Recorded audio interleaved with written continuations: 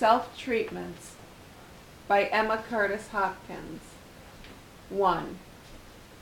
A treatment is not something to bring about in life or affairs or mind or body, something that was not already in life, in affairs, in mind, in body before. A treatment is a truth stated. Whatever happens when truth is stated happens because truth was not manifest till it was stated. It touches the principle announced by John, the beloved disciple, that without the spoken word of truth, the manifested God is not possible. The man of religion must have an orderly arranged statement of principles to which he subscribes.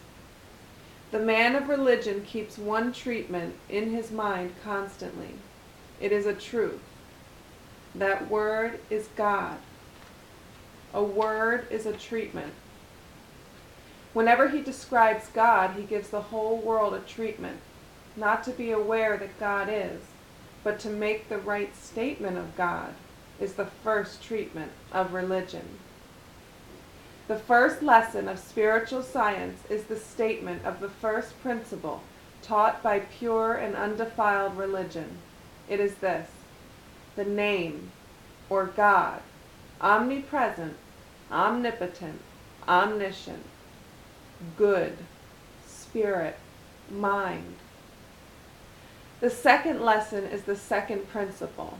It is this: denial of all but God. The third lesson is the third principle. It is this: affirmation of all as God. The fourth lesson is the fourth principle. It is this: faith is the evidence that God is all. The fifth lesson is the fifth principle. It is this: works are the rest of mind in the presence of God. The sixth lesson is the sixth principle.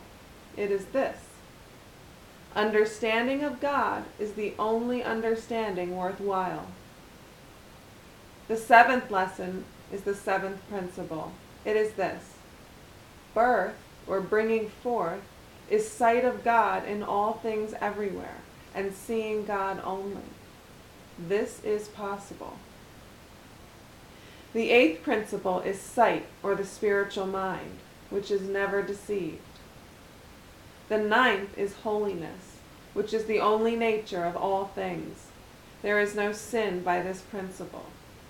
The confession of sin is only the pouring out of secret opinions concerning ignorance, inefficiency, and shortcomings, which have no part nor lot in God. Our only adversary is God. The only opposition we meet is the presence of God, the inconvincible one. Behold, I am against thee, saith the Lord. The 10th is the discussion of forgiveness, which in science is giving for secret misapprehension of the self, the divine apprehension of self. Then in mysticism is the divine self one and all, as the inconceivably small point everywhere present. The 11th is judgment. The 12th is praise. These 12 are the only subjects ever discussed by religion or metaphysics. They all mean one name. It is the name that is not yet spoken. It is in thy heart. It was with thee in the beginning. It is with thee now. It will be forever with thee. It rusheth through the universe. No science has it written out. No man hath spoken it aloud. No man hath whispered it. It is the unspeakable name. The name Jesus Christ, held as a breath, sinks down into the heart and turns and overturns the mind that is seated there on its throne, till below all and more energetic than all that man has known, thought, or felt before, it tells a language new and strange. The mystic word unspeakable is in the heart, which lets the name Jesus Christ into it. A light like a lamp of smokeless fire burns from that name. The first treatment must forever be a name. The name God is not the true name of the ineffable one from whom we came forth. Did we not have our home somewhere? Remember from whence he came forth. Remember now thy Creator in this days of thy youth, or now, as thou art first setting forth in science of mind eternal.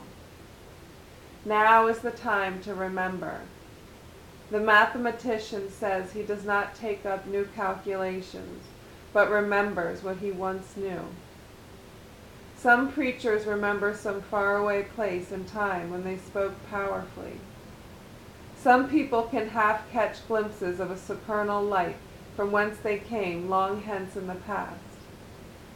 Are we not as they that dream while we do not remember?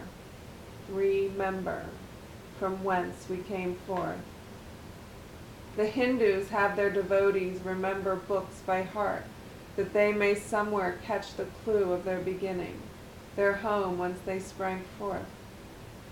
He who shall remember the name of that from whence he sprang shall be it. The name God does not bring the memory. The names of God do not one of them bring it. They do, however, seem to stir the memory, for memory is a path to something over some words. One name of that which is the Spirit and life is Jesus Christ. It is both God and man. It is the indecomposable element. It hath nothing of which it is composed or for which it stands. It is itself and speaks a language to the heart, as an independent potentiality. It is the mystic name, in that it gives an understanding of the I of man. It gives an understanding of God. It gives an understanding of science. It gives the unspeakable name. We cannot get that name except by it. We soon see that it is to the eye, lips, ears, and mind one name, but to the great fact of being it is another. It is the statement of that purpose that is working now with us. Thus it is the statement of truth. It is therefore a treatment. It takes the hearing and leads it back to the altar fire from whence all hearing started, and touches it with a flake of some power the hearing had never before caught. Nothing can hinder the hearing caught at the altar fires. It is born of God. Whatsoever is born of God overcometh the world. Sight, beauty, strength, wisdom, lighted by one touch of divine fire, cannot be stopped or limited. This name takes the whole mind back to its fountainhead, step by step.